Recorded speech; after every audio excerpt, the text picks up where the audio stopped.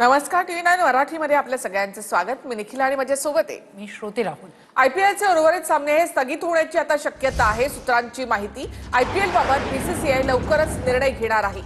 आयपीएलचा कालचा सामना रद्द करण्यात आलेला होता। उर्वरित सामन्यांबाबत बीसीसीआय लवकरच निर्णय घेणार आहे। खेळाडूंच्या आणि मॅच पाहायला येणाऱ्या प्रेक्षकांच्या दृष्टीने सुद्धा आता नेमका काय निर्णय घेतला जातोय याकडे लक्ष असेल। कालचा धर्मशाला इथला सामना देखील रद्द करण्यात आलेला होता आणि खेळाडूंना दिल्लीमध्ये आणण्यात आलेलं होतं। त्यानंतर आता आयपीएल संदर्भात बीसीसीआयचा लवकरच निर्णय। सूत्रांची माहिती,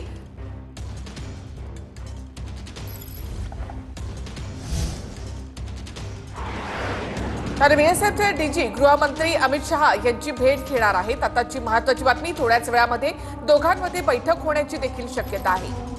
तर गेल्या 15 दिवसांपासून सीमेवर पाकिस्तानकडून गोळीबार सुरू आहे। बीएसएफनं गस्त वाढवलेली आहे आणि अशातच बीएसएफचे डीजी गृहमंत्री अमित शहा यांची भेट घेणार आहेत। तर पठाणकोट आणि जैसलमेर या ठिकाणी आता सध्या इथे पठाणकोटमध्ये आपण पाहिलं तर पोलिसांकडून सर्च ऑपरेशन केलं जाते, तर जैसलमेरमध्ये लष्कराकडून या ठिकाणी सर्च ऑपरेशन केलं जात आहे। पाकिस्ताननं काल ड्रोन आणि मिसाईलनं हल्ला केला होता, तर त्याचे अवशेष जे आहेत ते शोधण्याचं काम देखील आता सध्या सुरू आहे।